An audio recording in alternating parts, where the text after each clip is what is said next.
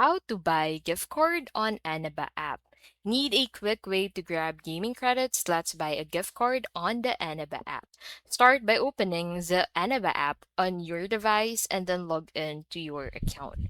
Now in here, go ahead and use the search bar or browse categories to find gift cards like PlayStation, Xbox, Steam, or Eneba credits.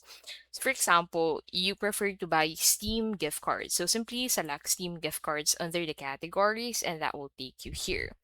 So in here, you'd be able to find a couple of selection that you can choose from. So go ahead and tap on the card that you want and then check the region restrictions and price and then add it to your cart. You can add it to your cart by clicking on this add to cart icon at the right side of your screen. You can also buy this immediately by clicking on this buy now button. Now, after that, you'd be taken into the checkout section.